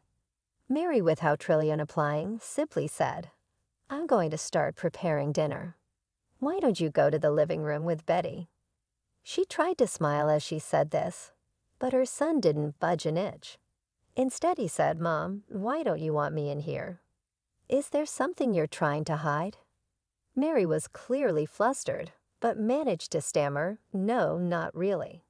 Then he sighed and said, "Call me if you need anything," and returned to the living room with our daughter. Once she confirmed he had left, Mary shot me a glare. "Did you say something to John?" I was equally surprised. I never thought my husband would behave like this. "I haven't said anything." "I don't know what you're talking about." Exhaling a sigh, Mary said, "Fine. Whatever. After dinner, you'll be cleaning upstairs. You know the drill. You do it every year." After that, I prepared dinner, and as usual, Mary served my husband Bob and herself first. But today was different. My husband insisted we won't eat until Emma joins us, thwarting Mary's plan. So we all ended up eating together. He kept adding more side dishes to my plate. "Emma, you're pregnant. You need to eat." Well, usually Mary would give me less food, assuming I disliked certain dishes, but she couldn't intervene this time. "Am I? Are you sure you like that? You don't have to force yourself to eat." She tried to snatch the dish away from me. "No, Emma eats what she's given. It's better for the baby if she doesn't have food preferences." My husband said so. Mary couldn't say anything more.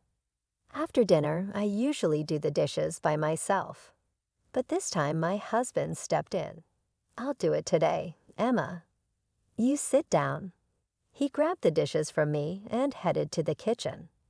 Seeing this, Mary whispered, "Letting John do that. You're a failure of a daughter-in-law. Go clean the upstairs." That's what she said to me in a whisper. As much as I didn't want to share a space with Mary, I was about to head upstairs when my husband stopped me. "Emma, where are you going?" I didn't know how to respond, and before I could say anything, he seriously asked, "Did Mom tell you to do something?" No." Before I could say more, he took my hand and led me back to the living room. He looked angrier than I had ever seen him before. Then in front of Mary and Bob, he began to speak. I misunderstood because Emma didn't say anything. I thought she was getting along with Mom. Mary looked shocked at his words. "What have you been doing to Emma, Mom?" he asked, looking flustered. Mary responded, "What are you talking about? Emma and I get along just fine. Right, Emma?" She looked at me, seeking agreement. "Well, about that." Before I could elaborate, my husband spoke again. "Every time we come back from visiting here, I notice Emma looking down. I was concerned but didn't press because you always seemed cheerful. Mom, you haven't been harassing Emma, have you?" Mary's face flushed with anger. "I haven't done any such thing."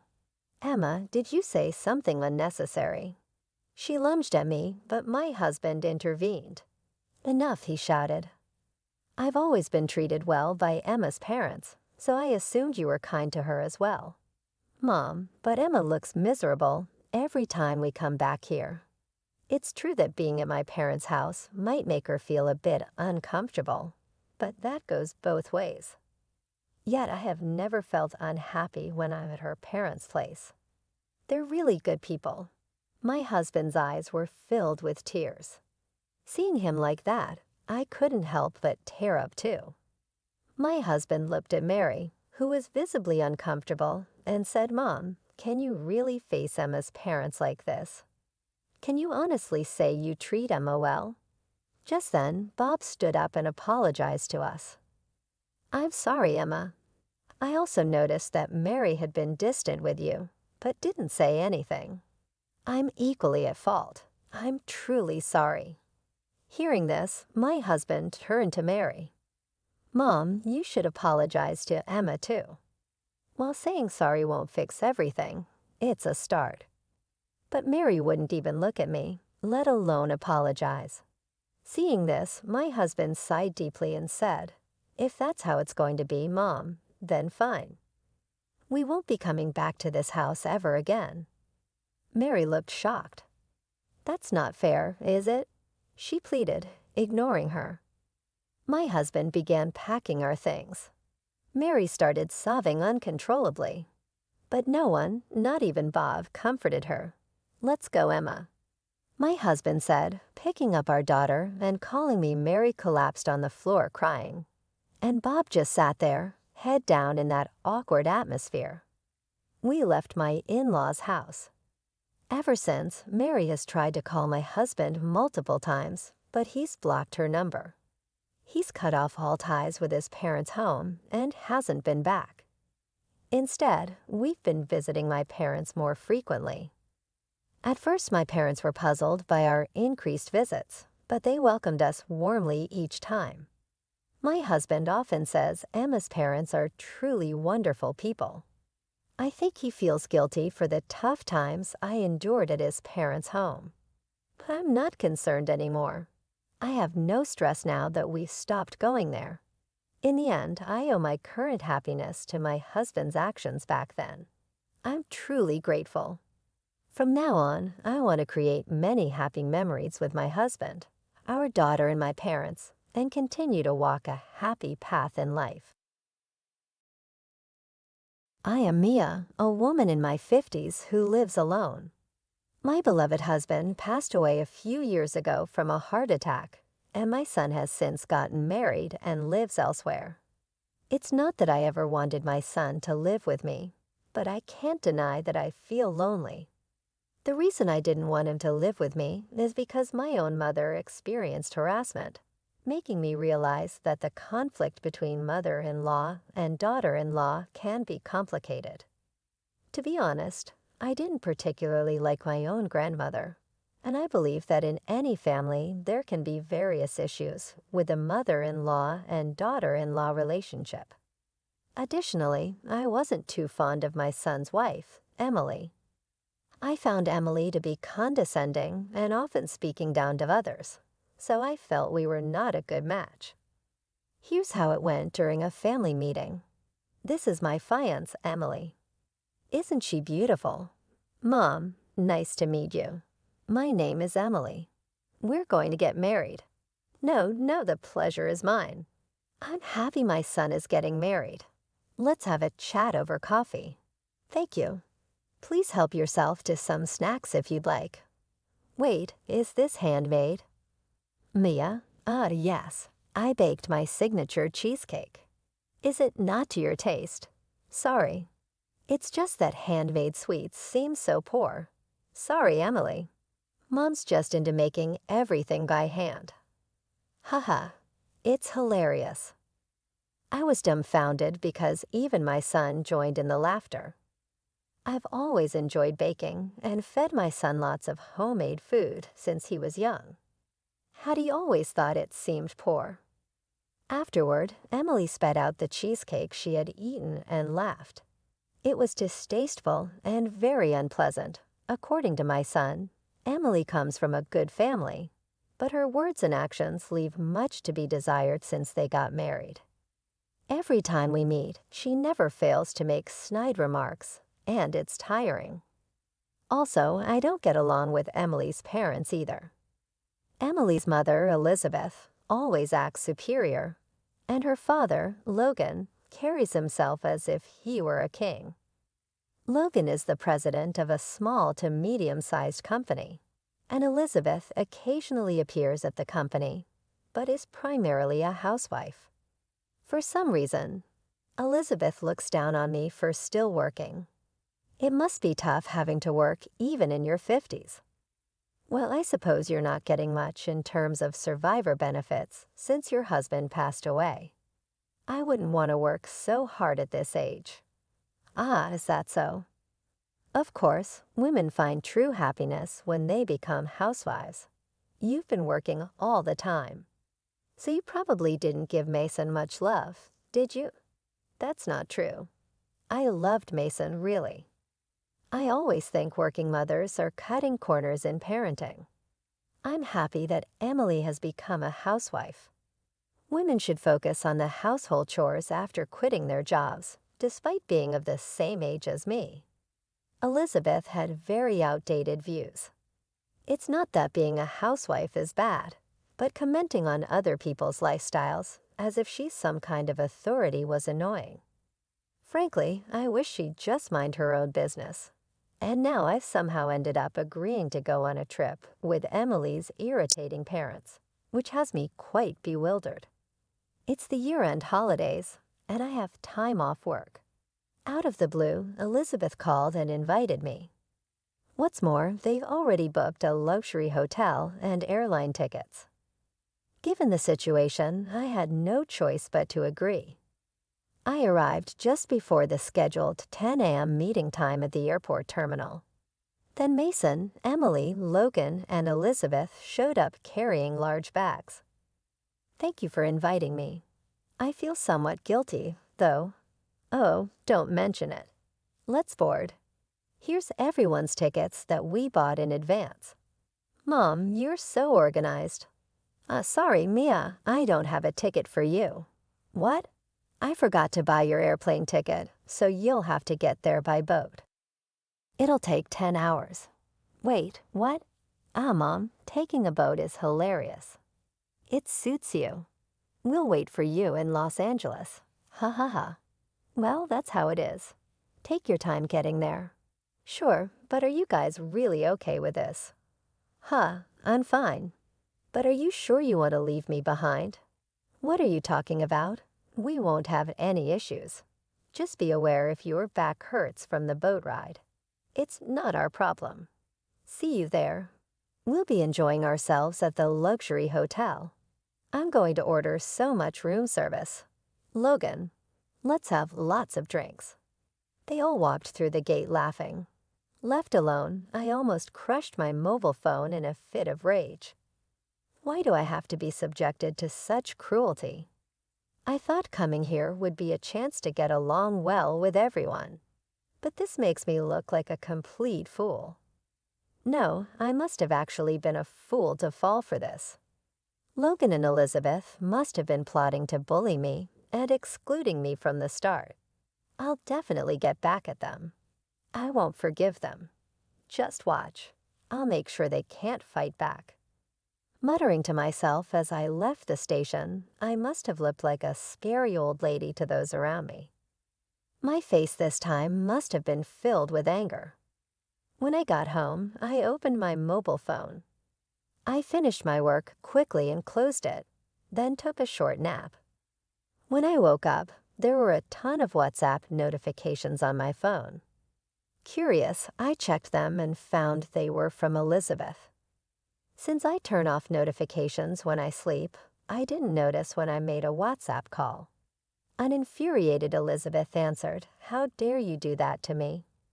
What are you talking about? Don't play dumb. You uploaded that conversation on a video site, didn't you? You mean the short video? It's going viral. It's even creating a buzz on major forums. Now, what did you just say? There's even a thread called Evil Witch Hunt, and it's already up to part 10. Where do I come off as an evil witch? Aunt, I'm a classy and refined lady. Don't underestimate me. Oh, you weren't aware that you're mean. That's a serious issue. You don't. You think you can make a fool of me. Because of you, I've been bombarded with messages from friends who saw that video, and it's ruining my vacation mood. Is that so? But the one at fault is you, Elizabeth. I just uploaded the audio. I didn't record it illegally or anything. Girl, what are you saying? You are the real evil witch, aren't you? Must be doing this out of jealousy because you're not as wealthy as I am. You're envious of everything about me, aren't you? I'm not envious at all. After all, Elizabeth, you're being deceived by Logan. My late husband really cherished me. But Logan has someone more important than you. Elizabeth. What? His affair partner. What? What are you saying? The real reason you went on that trip was so Logan could secretly meet a local woman there. Upon hearing that Elizabeth was lost for words. The truth is, Logan was seeing a woman at the vacation destination. I knew this because the woman had posted a video with Logan on the video site that I frequent as a hobby. The woman he was cheating with appeared to be in her late 20s, not much different in age from his daughter, Emily. It's quite disgusting to have such a relationship with a woman not much older than one's own daughter. I couldn't post anything too explicit, since that would lead to account suspension, but they were doing what lovers do, looking happy together. The linked blog was filled with diary entries detailing what she and Logan did described explicitly. It seems like this woman is currently writing a blog post. She's probably posting it from her mobile phone. I'll send you the link. Wait. Go ahead, read it. What? What is this? Oh, no. Elizabeth probably read a few lines. She was screaming quite loudly. I wish she'd stop because she was going to ruin my ears with that screaming. Apparently, Logan had told her he was going for a little walk alone, but actually went to meet that woman. Then it seemed that Logan returned to the room while the call was still connected. Oh, what a wonderful view I just took in. Where were you? Just took a walk around the area. Did you want to come along? Elizabeth, don't lie. What's this diary you were with? Woman who wrote this diary, weren't you? Well, what is the meaning of this? Why is your affair partner here? Well, it's a local thing. Or, look, I met her when I was here on business. We had some drinks and got friendly, but I didn't do anything sketchy. What? This diary talks about all sorts of things you did together, you pervert. But Mason did the same. What? Wait, Logan. Mason was at the bar with me drinking and hitting on other women. After that, we both went to that sort of place. What did you just say, a Mason? What is the meaning of this? Emily. Calm down, I didn't do anything. I was just drinking with a woman, that's all. I won't let Mason be the only one to pretend he's innocent. I'm taking you down with me. That's terrible. Why am I being dragged into this? I'm your son-in-law. Defend me. Shut up. All of this is your mother's fault. That's awful, and here I thought we got along so well. In fact, Mason's workplace has a business relationship with Logan's company. That's why they often went out for drinks together. Although the relationship of in-laws and business partners may be unusual, it seems they've been getting along well. At one point, Logan's company and Mason's company ran into some trouble and had to go apologize to a client. The destination for this trip happened to be the same place they were vacationing there. After begging for forgiveness, they decided to go out for drinks and apparently got carried away. They ended up flirting with women in developing relationships and have been visiting privately multiple times. So when you two said you were going surfing and snorkeling together, that was a lie. Well, you see, what about mountain climbing together? Oh, that was a lie, too. That's terrible. This is too much. I can't believe it. See, I didn't do anything. You did. I know what you did. This and that. Please don't spill it. Mason is neither an adopted son-in-law nor anything like that. But it seems he was fond of Logan. It's outrageous that both of them had been going there to meet women and have a good time. Repeatedly. I knew Logan was cheating, so I kept that knowledge as a trump card to use against him someday. But I was shocked to find out my son was doing the same thing. What on earth are they doing even when they go to Los Angeles saying it's a family vacation, but actually meeting up with mistresses? The thought makes me nauseous. Realizing I've been made a fool of by these people, I felt pathetic. Then Elizabeth started yelling on the phone again. "This mess is your fault, Mia. Apologize." "No, I won't apologize." "What? You're just poor and jealous of me. So you're trying to ruin my family, aren't you? You're the worst, a demon. You're the demon, Elizabeth. Because you were flirting with a young man, weren't you?" "What?" "An employee of my company said you approached him and made him uncomfortable." "Wait, your company's employee?"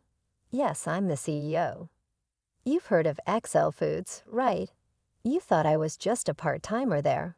But actually, I run the place." "What?" "The famous XL Foods." "Yes. I worked my way up and became the CEO. You're even more of a high society person than I am." "Yes, that's right. I'm not struggling at all and certainly don't envy you, especially after what you did to my employee." "I didn't do anything. I just spoke to him because he was cleaning the front entrance. He said you made him uncomfortable. I hesitate to say it, but what you did was totally inappropriate." Oh my God. In my company, we have a cleaning duty roster, and it appears you specifically showed up when that man was on duty and made physical contact with him. As a result, he's now afraid to come to work and is on leave. What will you do if you're sued?" His spouse and parents seem quite upset as well. "Stop it, please. I'll apologize. I swear I won't do it again. It's not up to me to forgive you. That's for my male employee to decide." Elizabeth used to jog past our company building. At that time, she noticed Alexander, a young, handsome man on cleaning duty, and started behaving inappropriately towards him. Alexander was nervous because Elizabeth always approached him on his Monday cleaning duty. It seemed like he was holding back because the other person was a woman. He felt he couldn't be too confrontational, worried that if he didn't say anything, he might be the one getting sued. However, as Elizabeth became more brazen, things started to escalate, pushing them to the brink emotionally, and so they fell ill and are currently on leave from work. When Alexander said he was taking time off work, I initially thought it was due to job-related stress, but then I received an email from Alexander with photos explaining that he was being harassed by this woman. Seeing that, I decided to corner this demonic Elizabeth completely. I can forgive her. Making a fool out of me, but causing stress to my employees is unacceptable. Alexander is a young man, not much different in age from my son or daughter-in-law. Thinking about how Elizabeth was targeting someone so young made me feel utterly disgusted with Alexander's consent. I forwarded those photos and the story to Logan's WhatsApp. It turned out to be a miserable situation. A battlefield unfolded on the other end of the phone again. "Hey, what do you think you're doing? How dare you go after a younger man?" But it wasn't just me doing it. He had nothing to do with it. "Shut up. You're just a creepy old stalker. I'm divorcing you." "What? You've been having an affair too. You owe me hundreds of thousands of dollars in alimony." "Silence. I'm not giving you a dime." "I don't need you either." "Wait, Emily. Never call me by my name again." It appears a big argument broke out at a luxury hotel in Los Angeles. After that, Logan and Elizabeth got divorced. Well, Logan was the one who had an affair, so Elizabeth received alimony. but she had to pay the same damages when Alexander sued her for harassment. So it's like she just passed along the alimony she received from Logan. Afterwards, Elizabeth told me she needed work and asked if I could hire her, but I refused. I don't need someone who causes such problems. My son also divorced Emily, and it turns out she's pregnant, so they're having issues. My son is an idiot too, and I've lost the will to help him. I wonder where I went wrong in raising him, but I keep telling myself he's an adult, and it's not solely my fault. Now that I've had my revenge, I plan to work even harder as a president from now on.